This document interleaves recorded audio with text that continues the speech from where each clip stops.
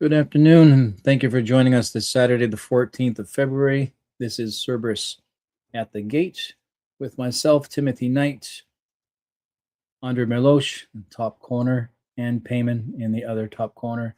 Peyman Askari, who many of you know from his several adventures on other channels and shows as well. Today's topic is going to be Tumblr Ridge.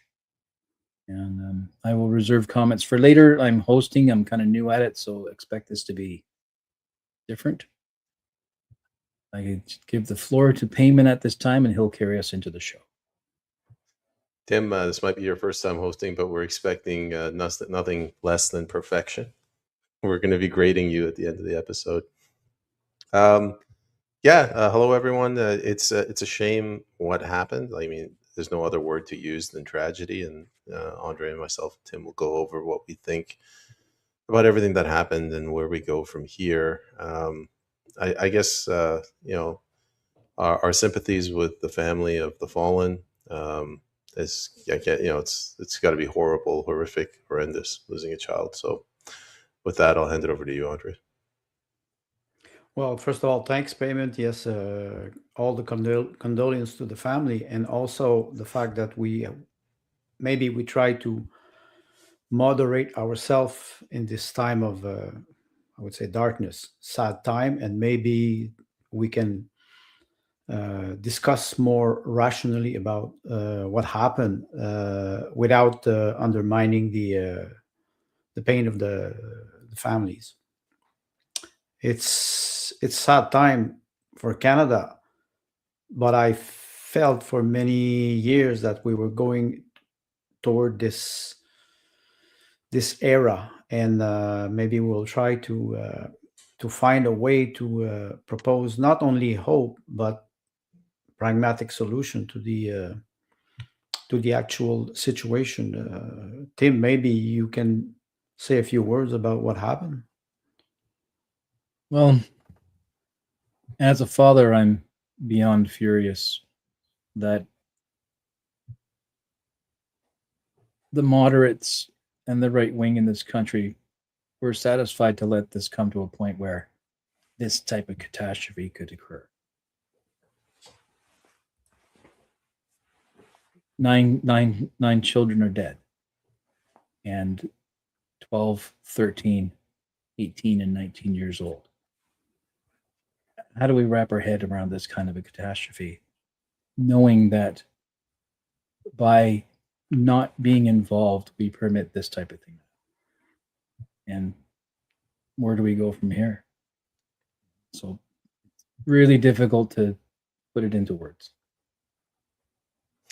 I just want to say, when this happened, I've seen this happen before. When there's a tragedy and people they want to get the story out first. You know, they want the impressions and the clicks. And I told myself, like, I'm not going to do that. I'm just going to observe.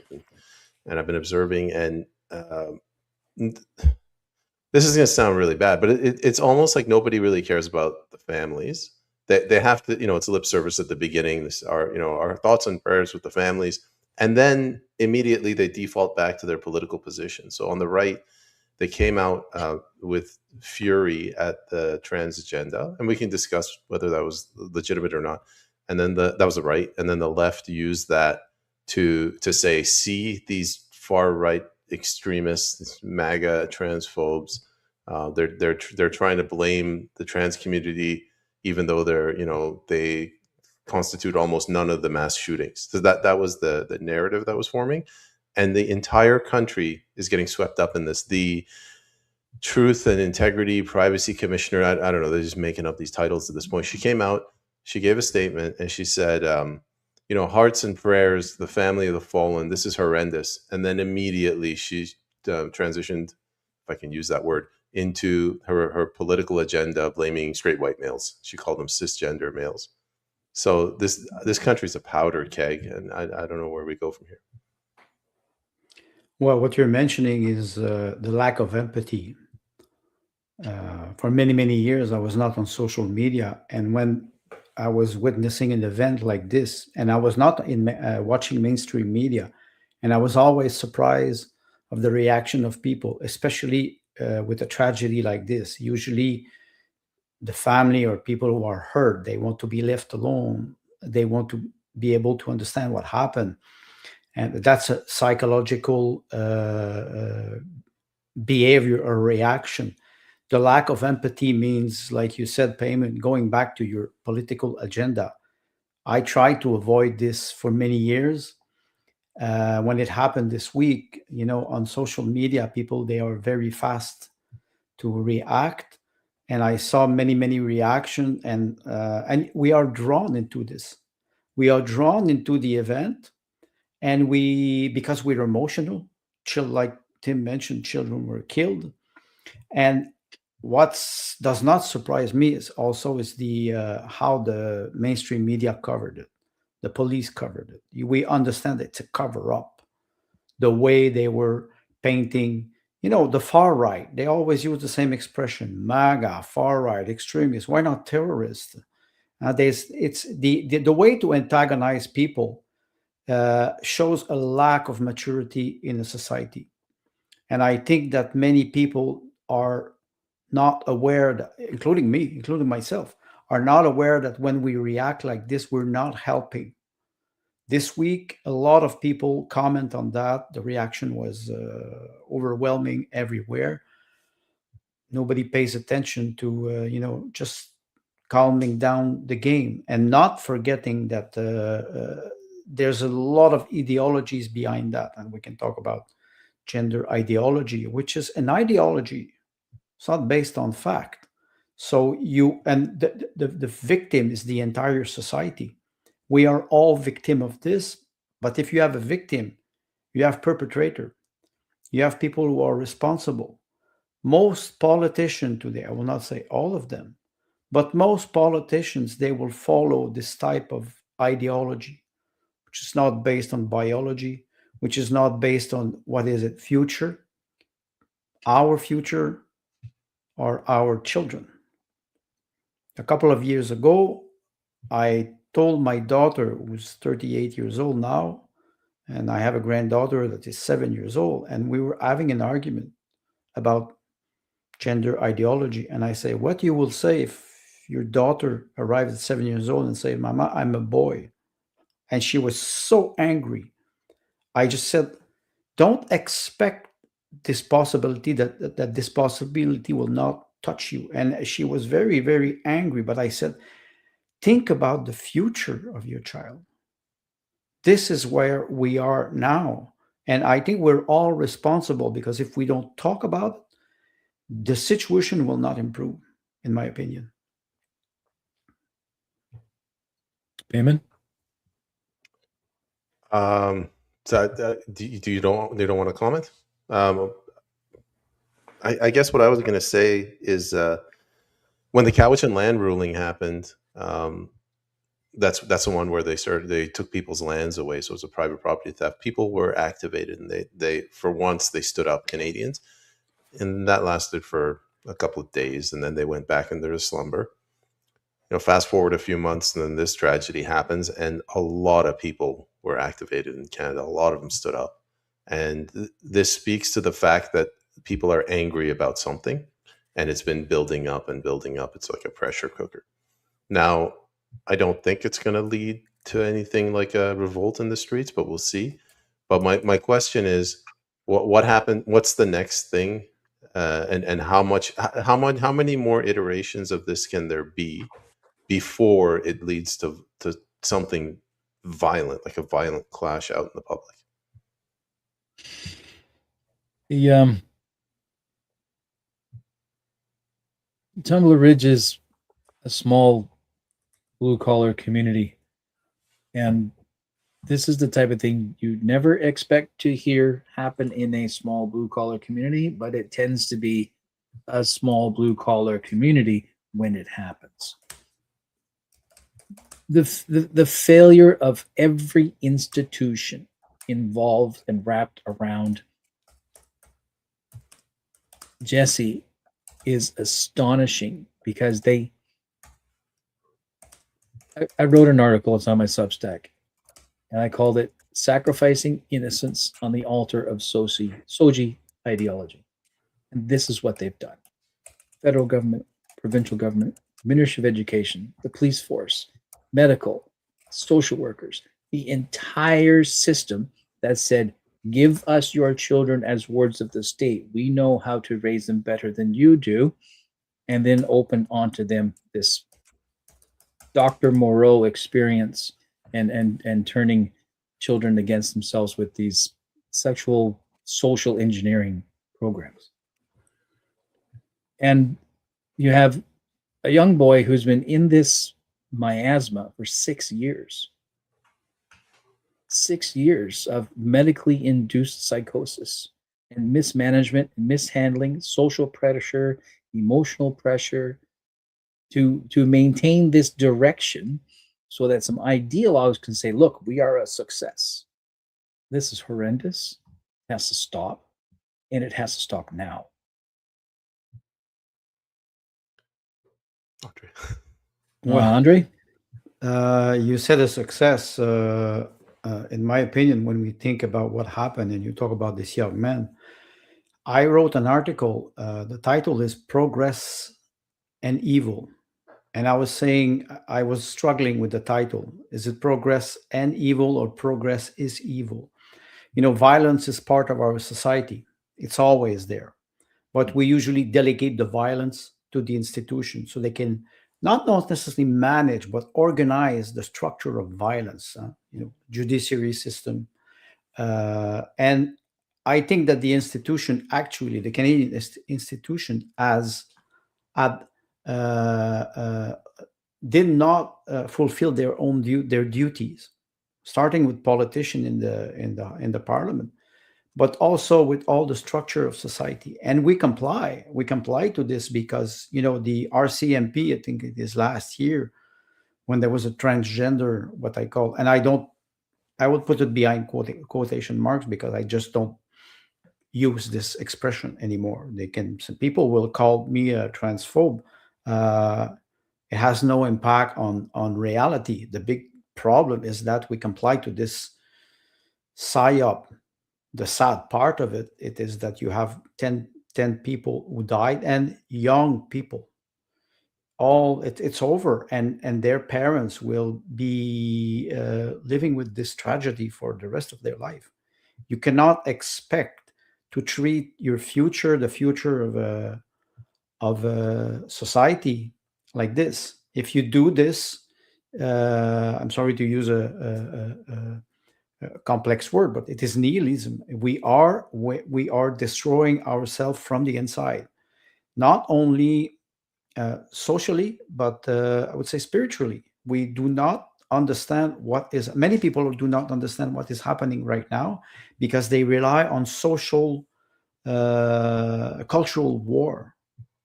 My opinion, it's not only cultural, it's spiritual. We lost our soul for the benefit of an ideology that is called progress. And if we don't go back to something that is more close to natural law, it will increase. Those events will increase, sadly. And what will happen, I will remind people that in 1989, there was the Polytechnic massacre in Montreal.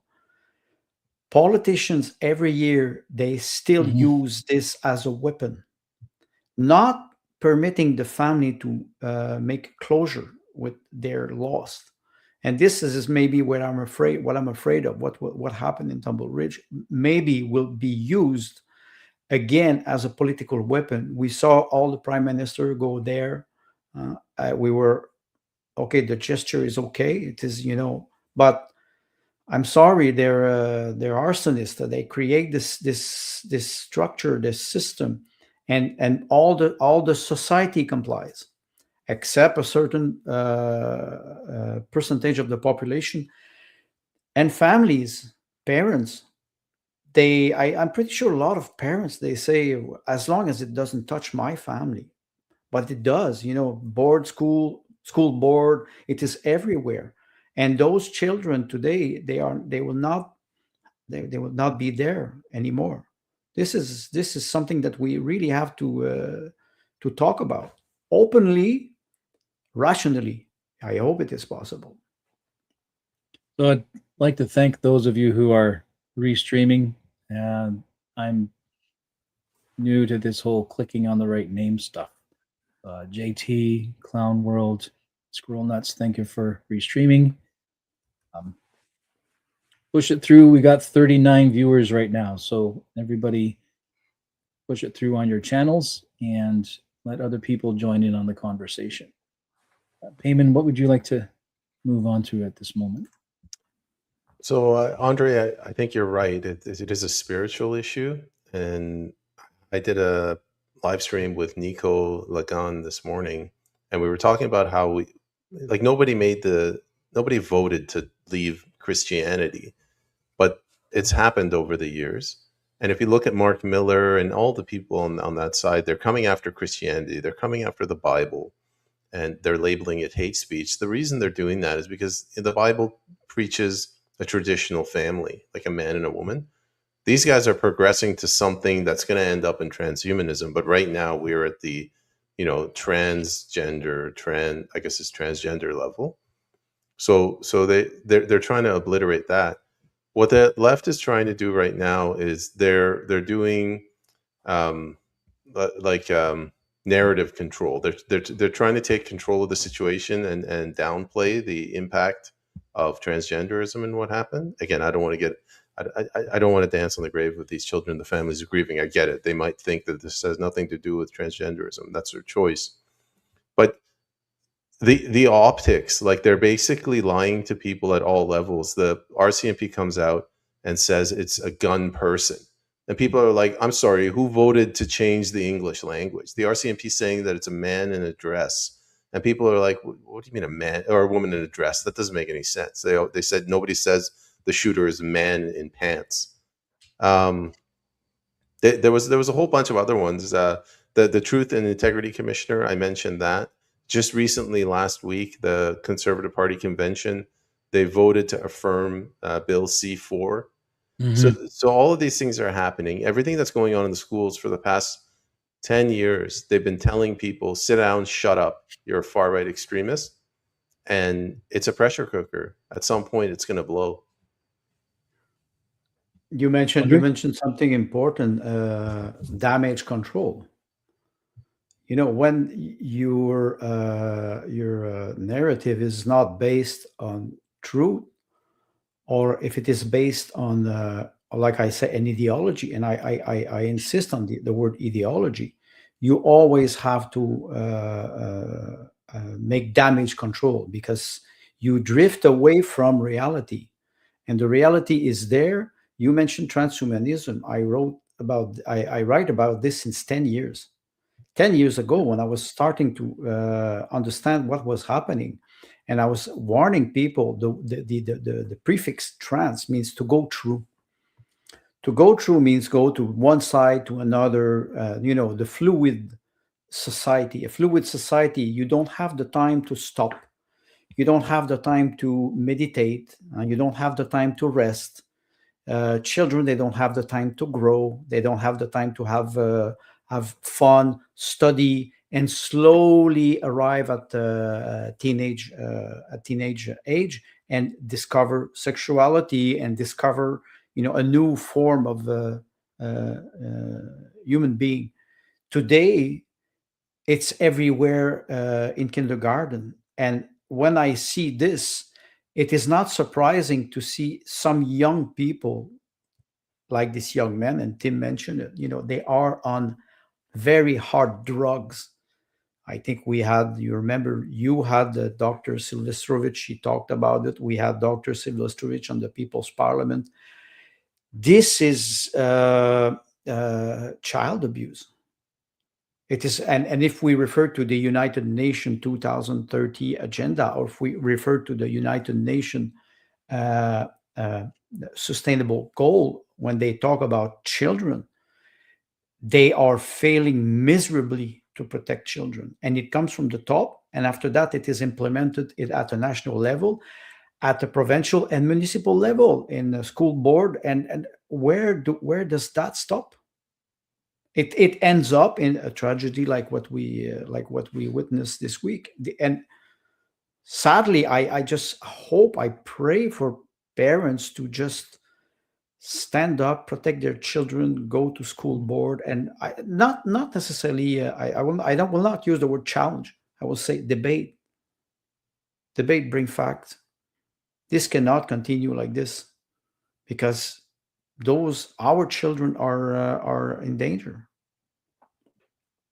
Well, I'd like to bring up a couple of comments and questions at this time. We're at about the 22-minute mark coming in. Peyman, would you like to respond to Freedom's thoughts here? You're the boss. In fact, I am still the owner of this account. I'm going to put you in the You middle. all still owning it.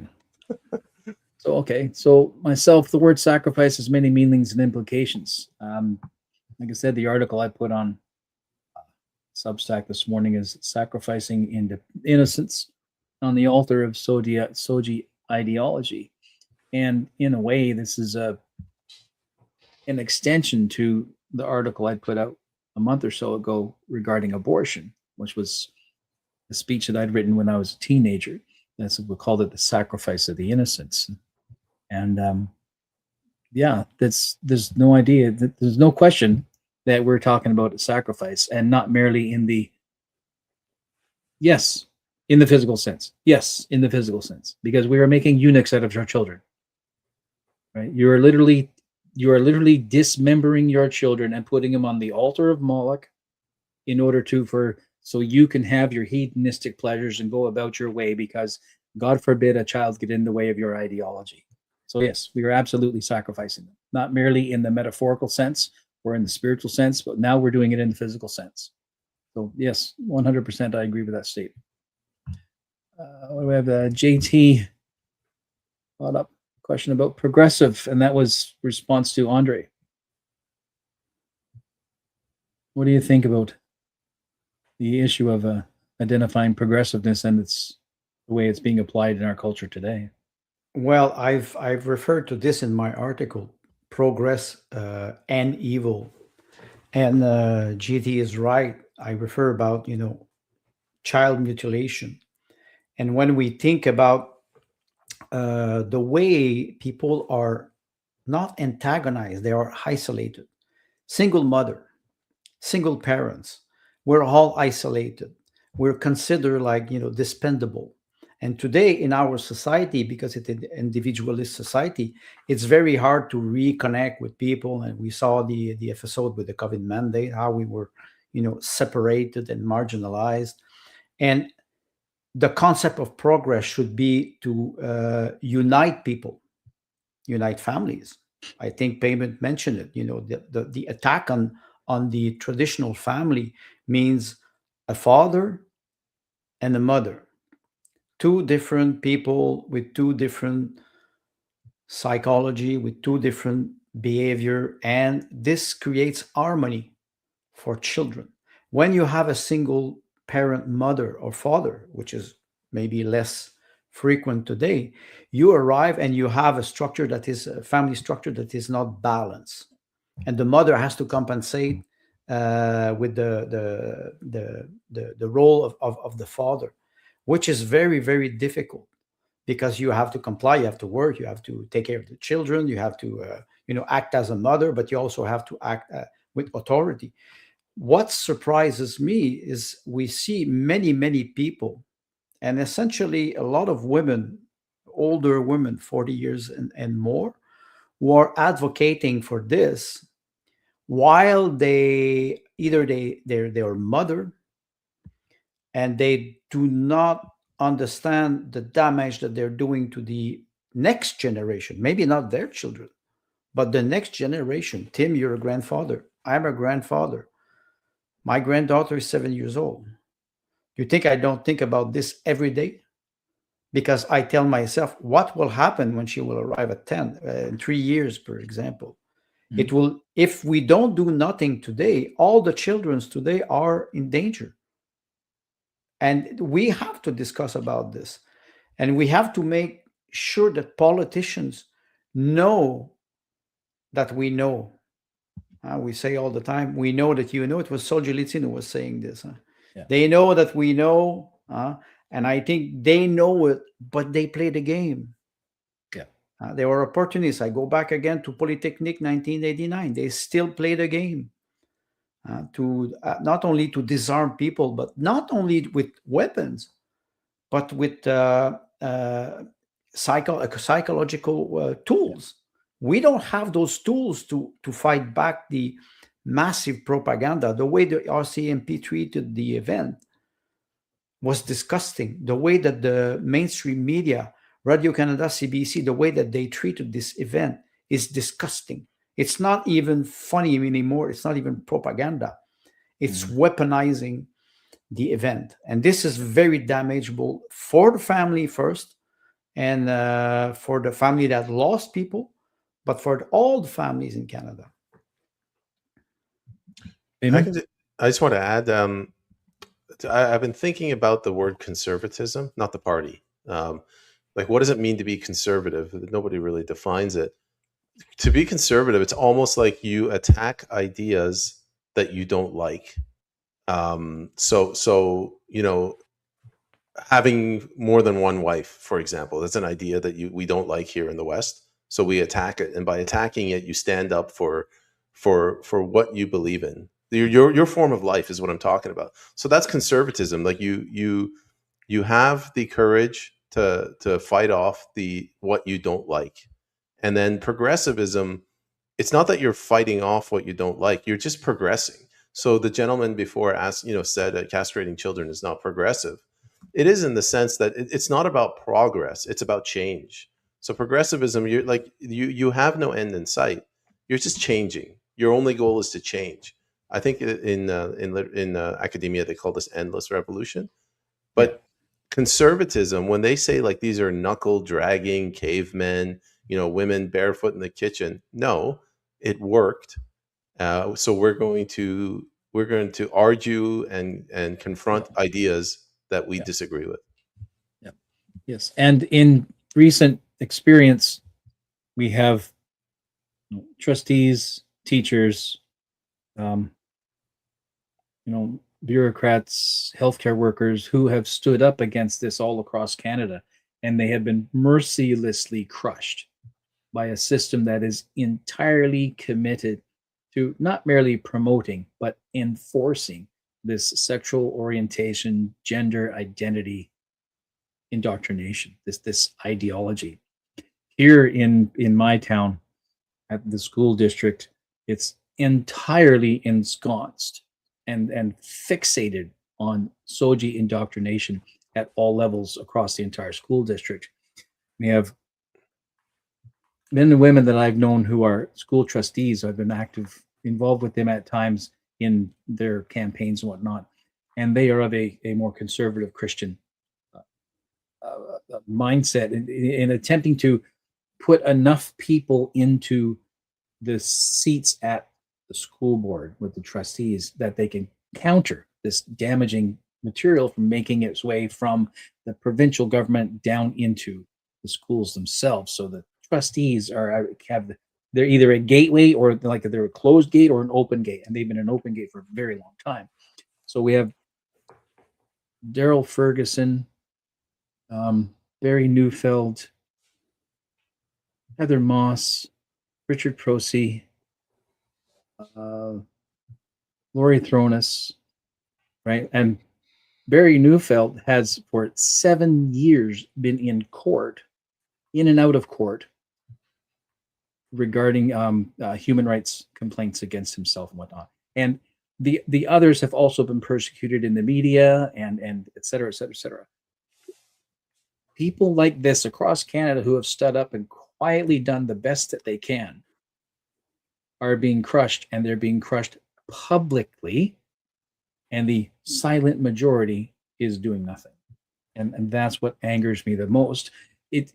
Despite people throwing themselves on the barbed wire and making the way for us to move forward, we do not move forward. We don't see the sign. We don't support these people. We don't give them, and we don't push forward. And either we don't have a strategy, or we hope that if we turn away, we close our eyes, it'll go away. And that's my frustration, is despite the heroic efforts of people who have given their actual their privacy, their lives, their comfort, their money. They've been dragged through courts for hundreds of thousands of dollars. Despite all of this, it appears that they've done it for nothing because Tumbler Ridge has happened.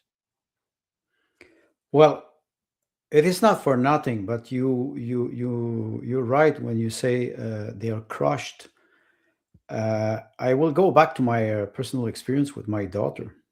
My daughter, she's a teacher for primary school. So she teaches for children from 5 till 10, 12, before high school. And when I wrote to her and I told her about what will you do if your daughter tells you that she's a boy, she didn't like it. And I understood something. I think she disagrees with it, but she complies because she's a public servant. She's a teacher in primary school.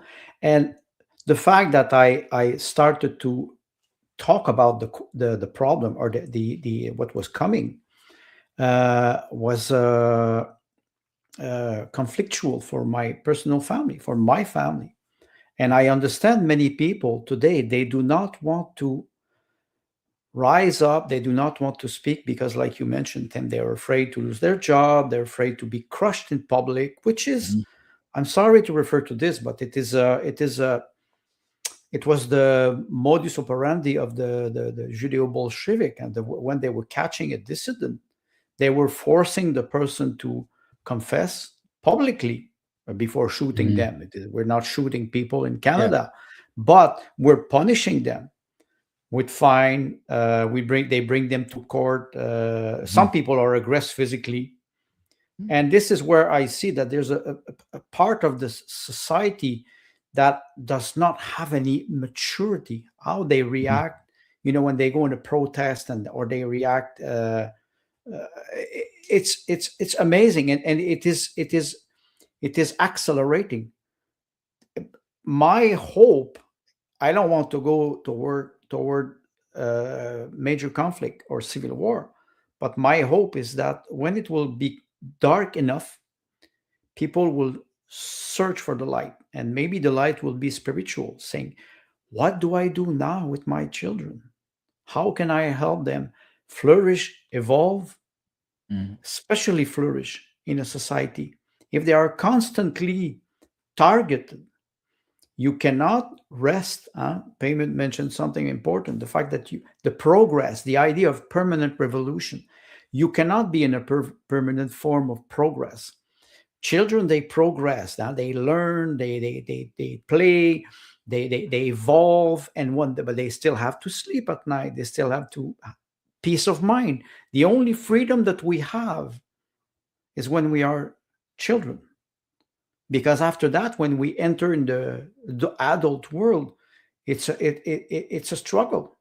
And we have to protect them, because if we don't protect them from the childhood until they're teenager and they start to take their own decision, they will be like this young man, completely lost, and they will react. And this is, it's episodes of psychosis because they're heavily medicated. This is, the system needs to be not only reformed. We have to question this. Do politicians, will they do it? I hope so. That's an appeal that I ask them. Maybe you start to talk about this seriously. That's a good lead into a question from Freedom Conversation for Peyman. Yeah, I saw that. And the only way I can answer DEI nepotism, I did a live stream with Luc Saborin, who's CBSA internal whistleblower. And he's the one that he's the one that made the link. What's happening in CBSA, Canada Border Services Agency, after 9/11, they quickly spun this department up to take over immigration, but they didn't really do it in a proper way. It's not like the military where there's integrity. So people are hiring or promoting people based on, well, this guy scratched my back. And what I'm saying is DEI is sort of a form of nepotism. And with nepotism, you have to know the person, But with DEI, you don't really know the person, but because you're giving them the position, they're going to scratch your back. Yeah. Can I? And I just wanted to. Yep. Go ahead. I wanted to respond to what Andre and you said. You said, you gave the analogy you've given before of throwing oneself on the barbed wire, but nobody else supporting them. Amy Ham is a perfect example of that. Mhm. She owes like $90,000 to the College of Physicians or nurses. Mm-hmm. Andre mentioned that his daughter, she works she sees what's wrong, but because she works in the schools, maybe she doesn't speak up. I'm going to leave the Tumblr thing. We're too close. Two things have happened. One was Cowichan land ruling, and the other one was, Andre, you might not remember this, in Vancouver on Granville Street, a Kalistani East Indian guy stabbed a father in the neck or in the heart, and he bled out in front of Starbucks. With Cowichan, somebody asked that guy that got his land stolen from him, do you think, what are your thoughts on the residential school hoax? And he said, "Oh, I don't want to get into that right now." With the man that got killed by those Calistanis, if you went to people and you say, maybe we should stop immigration, they'll say, "Oh, that's racist." Like, they see the problems, but it's more important for Canadians to be nice, to be good people and friendly, than to protect their children and their loved ones. So isn't this fear of the gulag? Right? Yeah. Like, punishment. Punishment. Right? Yeah, you say something out loud and Facebook flags you for the 17,000th time, and before you know it, FinTrack is cutting off your bank account. I was going to say, is that where we are? But we just got to look back 5 years, 2 years, right, to 2022. It is exactly where we are. That's already behind us, right? These things that we say, what if this happens? They've already happened. They've already happened, and people continue to keep their head down and their mouth shut because the fear is real. And when we talk about the end of the episodes, we say, you must strengthen your family, you must fortify, you must, support your own selves and prepare, so that, because that's what the enemy is after, right? That's what the government is after. The state wants your children separated from your traditional structures. The state wants Brave New World. The state wants its little worker bees to pay their taxes and consume their toys and their Pfizer medications. The state wants this, and they're satisfied to continue to enforce it, even at the expense of innocent children. And that's a heinous crime. And yet, well, I don't know, maybe after this week there will be a change. I said to somebody earlier, in my mind, this has the potential of becoming Canada's George Floyd. Maybe, but you need political leader, and maybe that's a message for them, but not only for them, for the entire society. When this happened this week, when I saw what happened, because most of the time I'm disconnect from social media, maybe less today.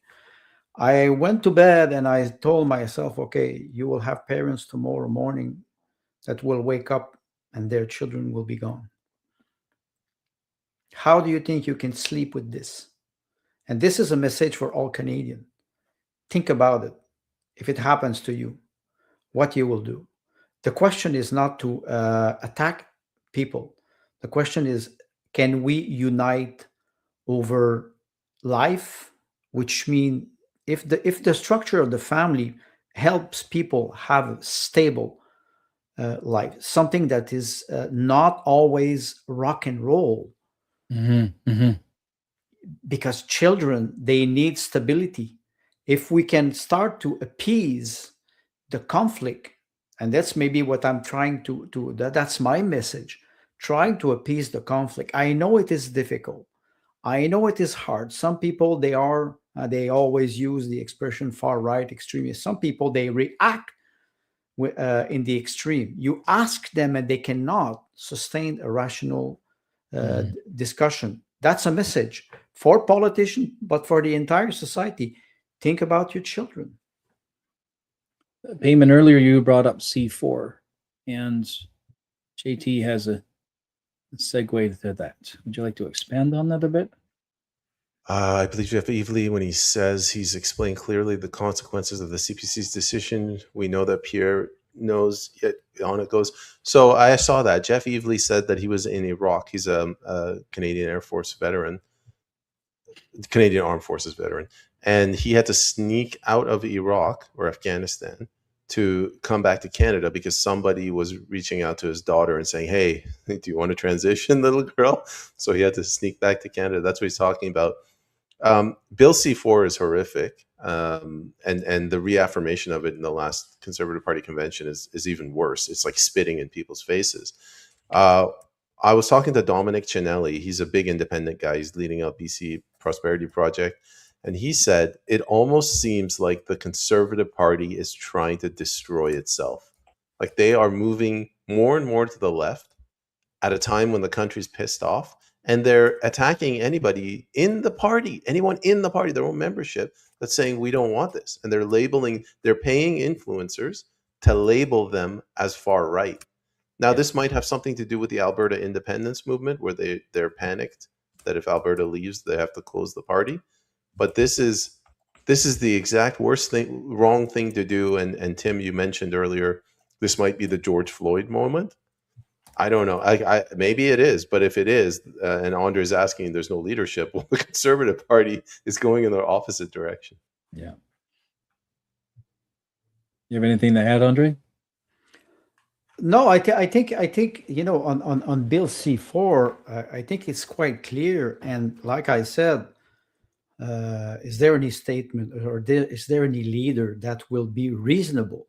I'm sorry for the Conservative Party, but they always use the expression the common sense.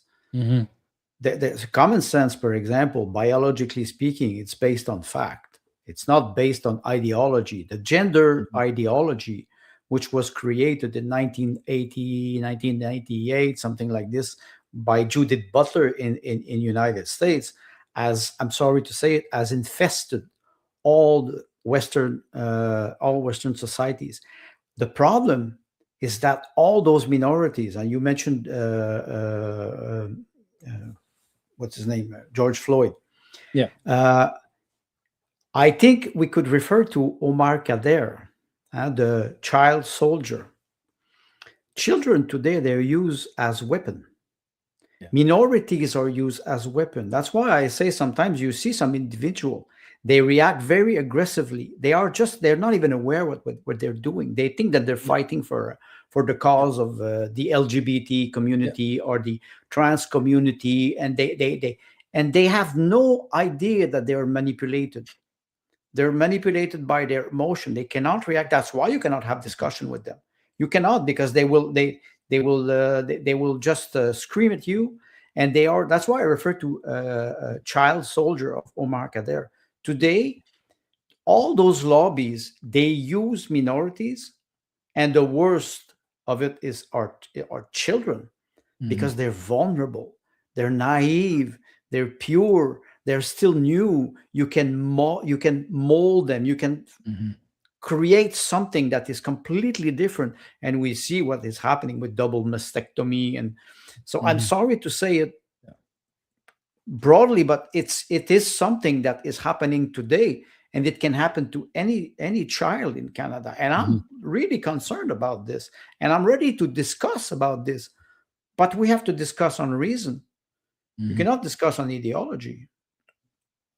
There was I believe Argentinian educator, I cannot remember his name, it begins with the letter P, Marxist educator, who built the principle that we're seeing today that turns into Soji in his early work.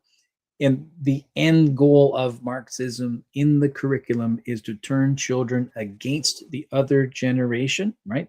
So that exactly to destroy that generation, to revolt against that generation. And they're literally turning children into activists. They're not turning them into citizens. They're turning them into activists and agitators, because they've got that generation, and that's what they're going to do. What I find is there's an interim level that people aren't really paying attention to, and that is the parents who actively and aggressively and like screaming banshees defend this view. and defend the ideology and foist their children, and I call it foisting their children up onto the altar and slaying their own children on the ideology in order to consider themselves approved. This is a gross example of Munchausen's by proxy, right? A very public example of intentionally, willfully causing your child harm in public to receive the accolade of your peers. And now they're doing it in public. Once upon a time, Munchausen's was largely done in the quiet, in small groups, where a parent would intentionally make the child ill, so that when they brought the child back to good health again, their peers said, "Oh, what a good parent you are! What a good parent you are!" Now this is happening. This Munchausen's activity is happening in the open. In the open. So when some parent accuses you of being a transphobe, this is what they're doing. This is exactly what they're doing. And so the children are victimized at absolutely every level. And even if the number is small, those screaming cows are loud enough to make it sound like it's drowning out the whole room. And then the media supports that. And this, it has to stop. It has to stop. And the silent majority needs to speak the fuck up. I don't care if you have to go down, and protests are valuable and they're important. But you literally need to put good people into office. You need to get off your butt and go out there and make sure that you put good people into office. As much as there is a lot of anti-political sentiment out there, unless you're going to do pitchforks and torches, this is the only means we have available to us, right? So it's from this point, I just get political. They've broken up the family unit and they've damaged it so much. So now we're a couple of iterations down and we have bad parents. This is the abdication of parental responsibility. As a parent, you're supposed to protect your kids. Now they're directly, indirectly harming their kids. So we have this scenario where we're not just fighting the state, we're fighting these idiot, unqualified parents, right? So that's a problem. But Tim, you mentioned something else, or maybe it was Andre, the child soldiers. Like, look at what happened in Lethbridge. Pure anarchy. Like, Francis Whittleson went there to talk. I'm surprised they didn't lynch the poor woman. If you look at what's happened with Tumblr, there's an activist by the name of Rachel Gilmore. She's just an absolutely vile woman, and she's coming Screaming out. cow. Yeah. Well, I was putting it a little bit more delicately, but she's coming out and she's saying anybody that disagrees with these people is trying to do harm on transgender people.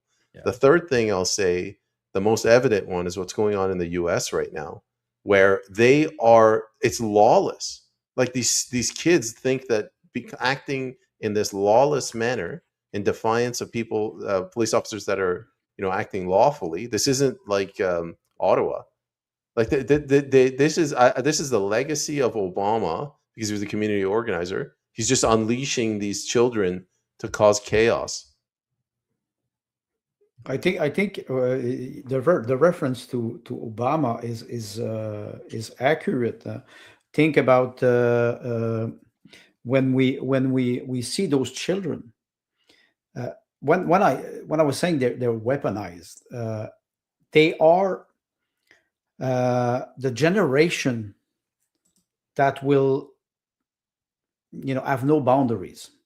In Quebec, we have Bill 15 that was voted, I think, 2 years ago. This Bill 15, it gives the government the power to take out your children if you disagree with gender reorientation. And that was voted 2 years ago unanimously in the National Assembly. You say, is there any conservative movement in Quebec? And I'm like, sometimes I tell myself, if it is like this in Quebec, which is, Quebec is what we call progressive province. And I was expecting that the rest of Canada, the English part of Canada, would be more British, more conservative, more, we want to preserve things. You mentioned something important, Peyman. You were asking yourself, what is the definition of the word conservative? And I was expecting that the rest of Canada would be at least different. And with what happened this week in BC, I'm shocked, because I tell myself, where do we preserve life in Canada? Outside the fact that we can talk about demography, outside the fact that we have a huge immigration to compensate for a low birth rate, how do we even preserve life, especially the life of children? We can talk about MAID, but MAID, if it touches older people, I will not debate on this because I'm against it. But if it touch older people and they want to do it, let's say we're a free country, but when it start to attack children, castrating, mutilating children, and I think JT mentioned castrating and mutilating children. Men are castrated today. Psychologically, ideologically, we are afraid to speak, because every time we will speak about something that is controversial, we will be accused of being transphobe, homophobe, misogynist, and people, they censor themselves. They forget that in a democratic society, we have to confront ideas. Else, it becomes a dictatorship. And Tim mentioned the Gulag. People are afraid. We have to break this fear. It's the only thing that can help us break the fear of people and avoid this retaliation or this punishment all the time. Go ahead, Peyman. I just want to push back on something Andre said. He said, if we don't debate ideas in a democracy, it turns into a dictatorship. I've lived in a dictatorship. They had more common sense than Canada. So it's not the right word to use. Yeah. You're right. Yeah. C.H. Douglas brought up an interesting comment about the state. We've mentioned the issue with the state. And the state is our state and should serve our common interests. Does this exist anymore? Either of you? Go ahead, Andre. No, it does not exist. But what will replace, or what has already replaced it? Maybe that's a question. We can debate about it, but what do you think, Peyman? I think I read the question. The state does exist, but you could think of the state as like a corporation. It's almost external. It's like an occupying force. It doesn't have any of our interests in mind, and we've lost control of it. It's a life unto itself. It's like an AI that's achieved sentience. Yeah. So I'd mentioned before, that basically wherever I go from here, I'm going to end up getting political. As much as we are told that there does not appear to be another political solution, because, well, you look at the largest conservative party of Canada, the largest conservative body of legislation and political entity, and they are clearly left-leaning.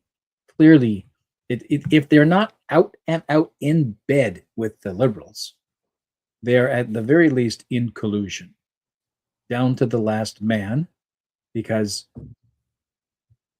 Tumblr just happened, and who in the Conservative Party has spoken up?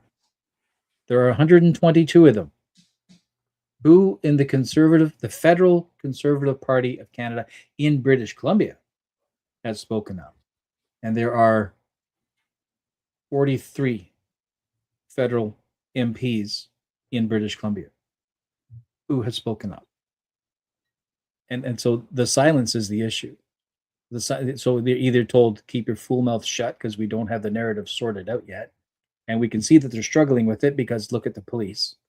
Look at how they've reported it, right? The perpetrator, the shooter, a female, and it's astonishing. The RCMP report that I linked in my article doesn't even identify the sex of the children who were, right? Like,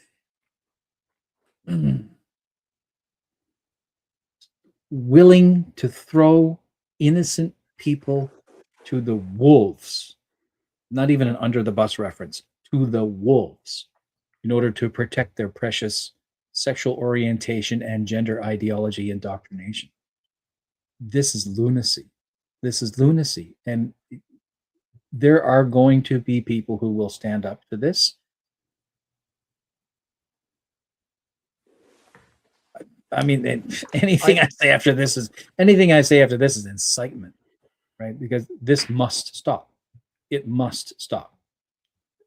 You have some movement, when we think about the Freedom Convoy, and there was this million people for family. That was a march. I think it was in 2023, and they did it another year in 2024. People, they go and walk on the street, and they promote the family. It was very popular for 2 years. I think it was in Ottawa, and it was in some major city in Canada. And after that, it started to fade slowly, because I have the feeling that people, they are involved, especially families, they are involved. But then when they see that there's a pushback, they feel secure. And you mentioned, Tim, the way the mainstream media and the police, how they manage the event. They were just pushing back, because they were having angry people saying, it is not a woman, it is a man. It is not a person, it is a man. And they were focusing, and they had to change their narrative. That's the first point. The second point, you were mentioning, I'm sorry again to refer to her, Rachel Gilmore. There's a lot of people on alternative media, because we can do, the trial of mainstream media, but alternative media also, they play this game. If we can avoid this, and if we can break those silos, because we don't own the truth. The truth is there. We all try to find it. Some, they will be more honest, some will be more opportunist, and sometimes you have to be opportunist. But if it is a movement, I think about all those alternative media who were sponsoring the Conservative Party of Canada, they're not helping. They're not helping. And I think there's a lot of people in Canada who will see it. How they will react, I hope that they will rise. You always refer to a grassroots movement. I hope they will rise, and if they will understand that it can touch them, and maybe go to the local school board and start to ask questions. Because we have this tendency in Canada of censoring ourselves, because we want to be kind, and we want to avoid conflict, but the conflict is here. I just wanted to tie a couple of things together. I mentioned I grew up in a dictatorship. Let's say when I was in Iran, and if there was a war, some people would die over here, some civilians. When the police go in, or the paramedics could go in to help, their main concern is addressing the loss of life and helping the victims. It's not to push an ideology. So they would say, like, Peyman's, I don't know, cousin died, Peyman's brother died, something like that. They wouldn't say, like, Peyman's gender non-specific family member died. But here, that was their main concern, or at least it was one of their concerns. Like the RCMP commissioner officer, he should have said, no, like, go pound sand. You can fire me if you want to. You can take my pension. These people, they're grieving. I'm not going to do this. And also, Tim, I think, or whatever, we're talking about the Conservative Party. I think what they're doing is they're listening to strategists out of Ottawa, and they're going to Pierre Poilievre, and they're saying, if you want to win and form government, you need the transgender vote, you need the urban vote, you need the immigrant vote. And they're not questioning this. Like, Pierre Poilievre is not considering that maybe this, $300,000 a year strategist could be wrong. But I think that strategist is wrong. Canadians, maybe the strategist is not wrong. Maybe he's saying exactly what he means to say. To tank the party, maybe. Yeah, anyway, that was my point. Yeah. Peyman, you mentioned something, about the strategist. Morally, where are we? Morally, today, our Canadian society, where are we? butchering our children, and including this young man who was on the heavy medication for many years. This is, I don't see how a society can get out of this mess if they don't become aware of the moral decay of the Western civilization. I'd like to speak to moral decay. Moral decay of this nation started back in the 70s, right? Moral decay started with, Pierre Elliott Trudeau, treating government like it was his plaything, disrespecting the institutions that existed before him, creating new institutions that were more of his design, intended to bring about his vision of the world for Canada. And in order to do that, you permit decay because you give people distractions, right? This is bread and circuses, but on a more sophisticated level. Over time, Canada has degraded spiritually, morally, culturally, traditionally into a more and more. America talks about the melting pot, right? And Canada brags up and down about the mosaic, right? This beautiful mosaic, stained glass window architecture and whatnot. Yeah, but all the glass pieces stayed where they were put, right? It's what our governments prior to us moving into the 80s intentionally did was keep us under economic and political pressure in order to continue to water down the legislation, to water down the bureaucratic layer. And then by the time you get out of the recession of the mid 80s, you crank up the bourgeois, right? You crank up the decadence. And when I was a teenager, we laughed at the whole bougie concept, right? We laugh about the bougie concept, but then I get into the early 2000s and I'm as bougie as the next guy, right? Gen X is a perfect example of the rot that steps in. We go from being trustworthy enough to not come home until the lights come on the street lights, saying we're not going to take it. And now here we are in COVID, absolutely taking it. And a big enough chunk of the Gen X generation are actually the ones writing these laws, pushing these legislations, creating this bureaucracy, and forcing this garbage down our children's throat, and keeping parents distracted by making sure that they're never above water enough to pay attention to their own children. So it's an assault from all sides. And I know that's a grandiose way to do it, a grandiose way to describe it, but it's a fact. And we no longer seem to have enough bodies in the family structure, and by that I mean parent, child, grandparent, or parent, child, cousin, uncle, right? No longer have enough of this close structure to buffet against the pressure of an economy and a legislative system and a media that is hell bent on messing with our children and making us feel like we're bad parents because we're not bending over to the emotional social learning program and the all these other abbreviations that are being rammed down our throats because we're just bad parents if we don't do this. This has to stop. So we have absolutely been degrading over through my entire life. Canada has absolutely degraded, but it's only until COVID that enough of the right said, what the hell is actually going on, right? And now here we are 3 years, right? It is today, wasn't it? Today, isn't it? Today. February, Today. right? Valentine's Day, 2022 was the War Measures Act. 4 years. 3 years. 4? 4 years. 4 years. Sorry. We are 4-year anniversary. And what have we learned? Nothing. Culturally, like as a people, right? Now there are individuals who've done amazing things, small groups who've done exceptional things. Peyman working tirelessly to connect with other people to share this message.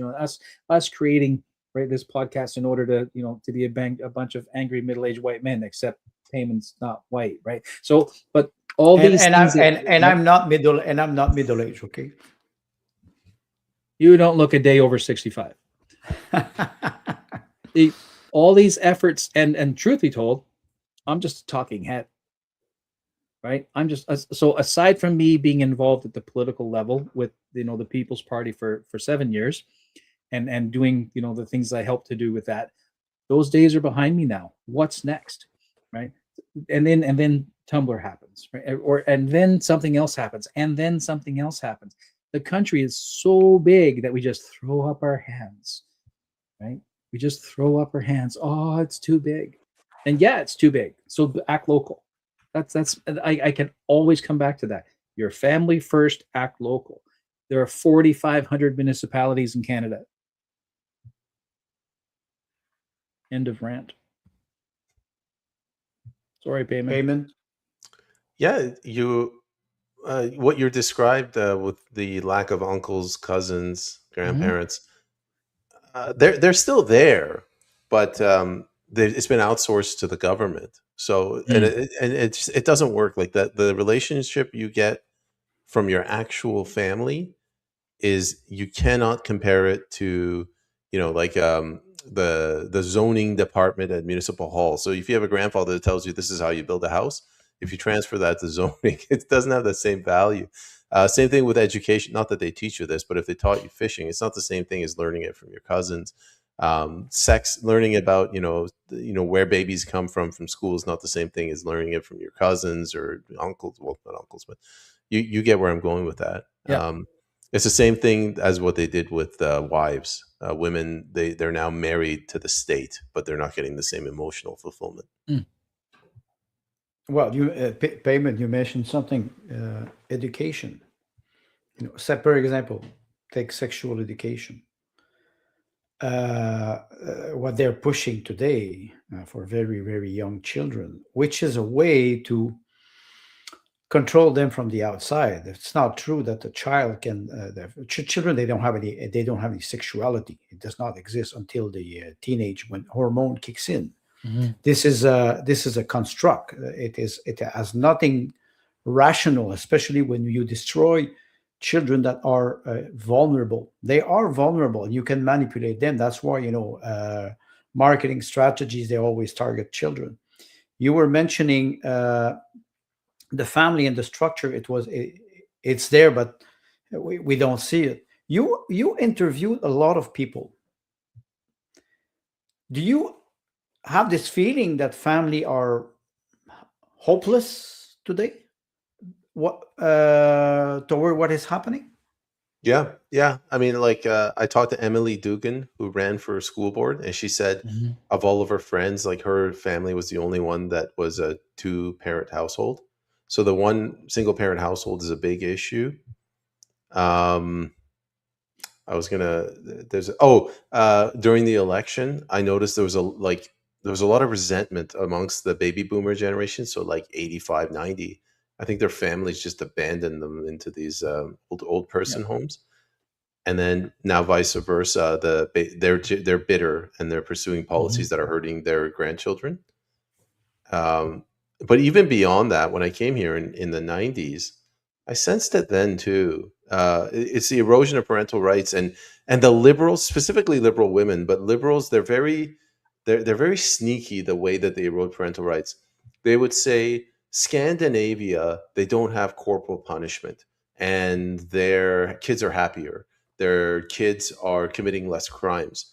Therefore, we should not have corporal punishment. So you can't outlaw. So they've outlawed corporal punishment, which is a erosion of parental rights. I mean, let's be honest. Like 50% of the fun of being a parent is beating your kids.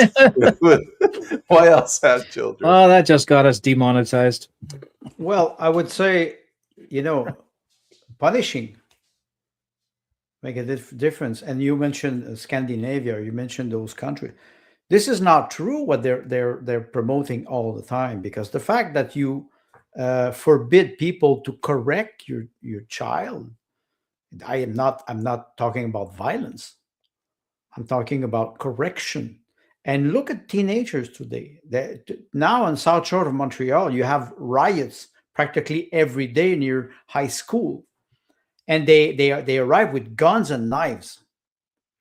13 years old. Like I mentioned this week, we had a discussion with with David Garner, and I told him, I said, it was last year, 2 years ago, two young teenagers, 13 years old. They left Montreal in a car, and they went to Sherbrooke, where is the headquarters of the Hells Angel, and they attacked the headquarters of the Hells Angel with Kalashnikov. 13 years old. One was shot dead. And after that, the mother, a single mother, she started to complain that her poor child was murdered. I said, your child was 13 with a Kalashnikov attacking criminal gang. And when you just look at those events, and if we saw what happened this week, we see them. They have a huge cover. We cover this because it's a tragedy, and it is. But people, we live in a virtual reality. Those family, it is not virtual; it is real. They will be changed forever. And we, as a society, we have a duty not only to support them, but to make sure that this will not happen again. And this is where I see that politicians, they fail miserably. They never question the real motivation of those events. Because, like I think Tim mentioned, they are part of it. Maybe if we want to be a mature society, they have to address the problem. They are paid for it in the parliament. But where do you think we are moving forward, Peyman? I'll share my thoughts with you after regarding Tumblr.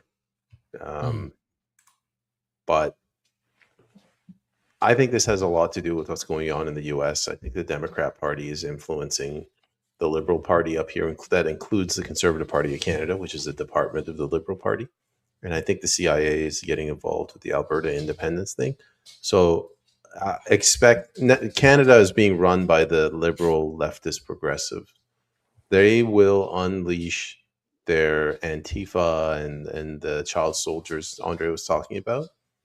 And I think they're going to try to cause as much chaos here as possible. I don't have very much hope for Canada, to be honest. I think the Alberta independence thing is actually going to go through, and that's going to change everything. Andre? I agree with Peyman. And I would advise people, if it is possible, stay rational. I think Peyman, he made a comment today in Telegram. He said, "Oh, I'm overwhelmed, blah, blah, blah." And I said, young man, if you are mature, young man, maybe not that young, but still he's young, strong man. But I see it, a little bit of gray here. He's earned his gray. He's earned his gray. It's dust. It's dusty over here. Yes, but the gray, it is a feeling of maturity. And I've now I know you since practically 2 years, and I've seen that Peyman, you change. We all change, but maturity. And I see that your style has changed. And this is maybe my advice for people. When you're 20 years old, you cannot be mature. You can be energetic. You can challenge. It is interesting. You need wisdom. You need somebody who will guide you, help you, especially when you're a child. And my advice is simple. If in a situation of crisis, you have to act in a mature way. You cannot be hysteric, if I can use the expression. And this is what I try to do, and especially toward alternative media. We are including myself, we are very fast to react. I say we have two ears and one tongue. We should listen 2 times more than we speak, especially for me. AT brought up an interesting point, and that is you permit decay but project it as progress. And that pretty much sums up Canada over the last 40, 50 years. And that you look at Trudeau Sr. all the way down to Trudeau Jr., and you watch this slow progressive decay economically, legally, culturally, right? And socially. And now that Trudeau has served his purpose, so to speak, they bringing in Carney for the killing blow, and Pierre is right there alongside of him. And so, if we find ourselves, quote unquote, in Babylon, how are we going to make our way forward? And I think that continues to come back, always comes back to strengthen your family, strengthen your family, strengthen your family. Sort that shit out, strengthen your family, because that's ultimately what they're coming for. Because it's Brave New World, where children are born in a vat, right? And everybody is expected to be promiscuous, and everybody has Ativan on demand in their pocket. This is the culture they're moving toward. And we have to find a way to push back on that with everything we've got. I just wanted Anybody to, I have want to any- put a, sorry, I just want to add a message of hope on top of your message of hope. It seems like we're making no progress. We got our asses kicked in Ottawa. It's been 4 years, and it seems like there's no progress. But that's only because we've spent 4 years building the foundation. 4 years ago, we were all children. We had no idea about any of this stuff: conservatism, the state, Westminster style of government. We spent 4 years sacrificing all along, building up this sort of like infrastructure, maybe not physical, but the knowledge infrastructure. And we saw it sort of come to fruition after the Conservative Party convention, where people said this is not right. And with the tragedy in Tumblr, I think people are starting to say, no, we need to go back to something that was more normal. So it's not all a loss. We are making wins. Andre? Well, yes, it's a message of hope. I can refer to the mainstream media again. Because I disconnected myself in 1994, I was out of the scope until 2024. I was not on social media. And when I wanted to run for the People's Party, I said, okay, I will create an account. And I understood my mistake, that I was so disconnected from mainstream media and alternative media that my perception of reality was biased also. And why I say this, it's because now I've seen the value of maybe the future of communication, but not only communication, the fact that we can build relationship. Alternative media will create an opportunity. It is not perfect. Peyman mentioned something very important. 4 years ago, we were all blind, including myself. Where I advise people to, and we saw it with how they covered the event in BC this week, how they lied, and we know this, but now it's becoming more and more evident. And people, I think that's why they were so angry, because after the convention of the Conservative Party, Bill C4, I think a lot of people were angry, and then arrived this tragedy. It's time for those people to look at their environment, where they are in terms of information, and what are their values, and say, okay, I can rely on what? Tim, you always mention, family, local relationship. This is important. Structure this, make it safe.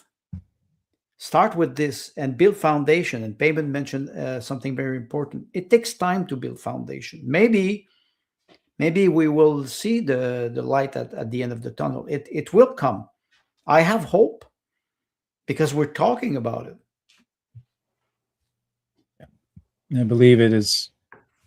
Yeah, it's interesting how February has turned into a really horrible month for the Soji ideology, because here on the right, we're finally realizing that the Conservative Party Canada is absolutely in support of, right, Soji indoctrination.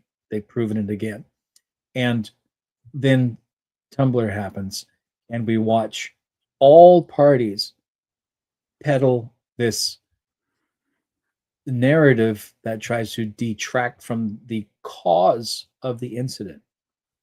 and then reframing it intentionally. And we can see it, it's right in front of us how they're changing words. This is 1984, right? We're using the small dictionary now.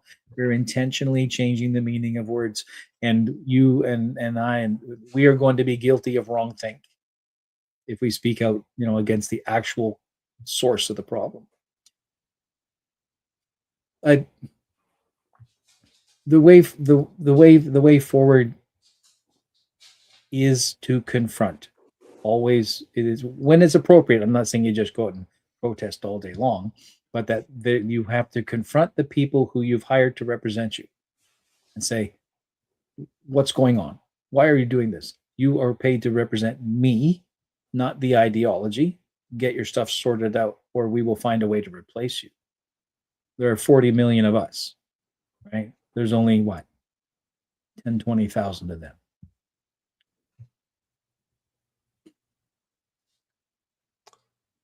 I have no follow-up.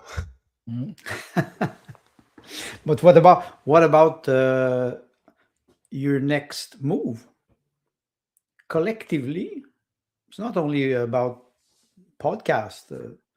We are evolving. We are thinking. 2, 3 years ago, 4 years ago, we were not talking about it. And think about what happened 2 years ago. The Bud Light effect, the DEI ideology that started to collapse. It's because they hit a wall, and the strong wall of you sell Bud Light by a transgender woman, and the sale dropped 80%. Can I comment on that? Yes, of Glenn course. Beck pointed out exactly what their miscalculation was, because it was really easy for somebody to say, I want a Miller Lite. People, they're very lazy. They don't want to get involved. Yeah. But with the Bud Light thing, they're like, all I have to do is just do what I did before, but pick a different beer. Well, that's why I refer to the Bud Light effect.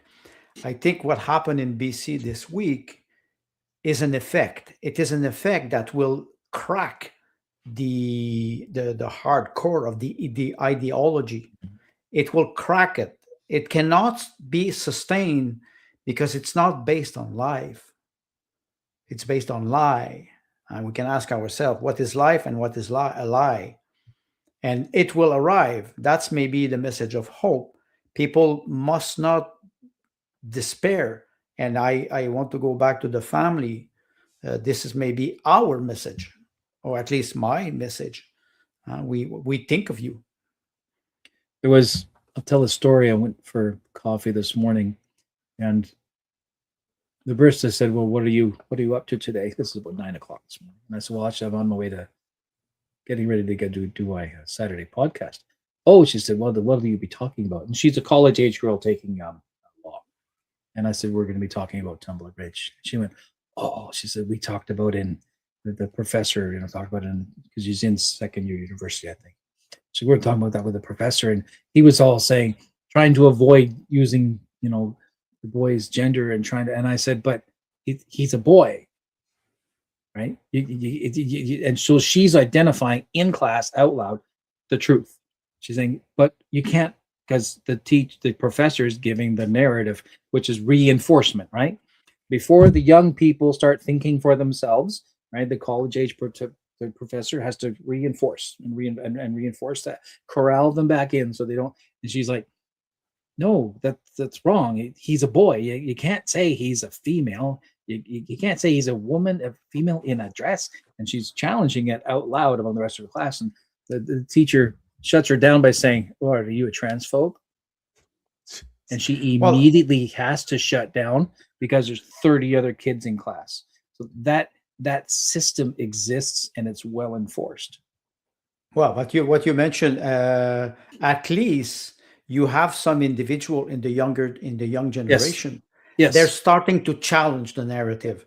It is not about being disrespectful toward the institution. It is challenging a lie. And this is important. This is where I have hope, because I see many young people, they see what is happening to their friends. They see, they're 16, 17, they see what is happening. And I'm pretty sure they don't talk a lot about it, but they see, shit, I avoided that because maybe I have a more stable family. There's a lot of family who are in danger because their structure is not stable, because a single parent, or economically it's difficult. It's hard to raise children when they're teenager and they're surrounded by this type of ideology. But I see hope, because you see a lot of young adult, they're starting to challenge the indoctrination in college and university. It will come. Maybe it will not come from people my generation, because first of all, they don't trust. I'm a boomer. They don't trust boomers. but even if I'm wise, they don't trust me. They will trust their friends, and they will see and they will say, wait, we do not agree with this. I see hope. Well, Peyman? Yeah, All one yours. final thing. This self-censorship, where you can't say what gender the perpetrator was. This is an extension of the anti-racism, where you couldn't say what race it was. A man wearing a white T-shirt. Yeah, but is it a black guy? Is it a Middle Eastern guy? Is it a white guy? You Yeah. couldn't say it because it was insensitive, and now they're extending it to gender. Well, the idea of transhumanism is to remove all barriers, all characteristic. No black, no white, no man, no women. It's more easy after that to control people. Squirrel Nuts raised an interesting point here on the side. We've heard this quite a lot in the last couple of years. The ones pushing us are scared because there has actually been enough visible pushback. The convoy has a very obvious example of that.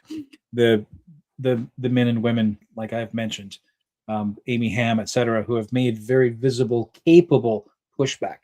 Right. So that's the idea is we are capable of pushing back, and if all they really have left is these skirmishes.